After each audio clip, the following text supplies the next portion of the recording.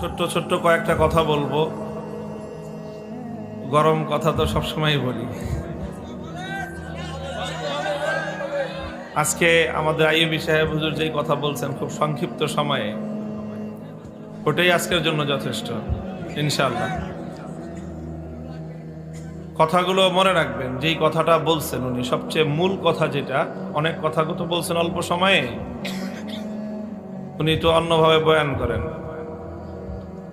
আজকে ওনার বয়ান অন্যরকম হয়েছে। মূল কথা যেটা বলছেন মাওলানা খালেদ সাইফুল্লাহ আইয়ুবী সাহেব, সেই কথাটা হলো যে ওলামায়ে কেরামের দায়িত্ব কি। ওলামায়ে কেরামের মূল দায়িত্বটা হলো যে আপনি যদি ভুল করেন, ভুলটা বলে দেওয়া আলেমদের দায়িত্ব।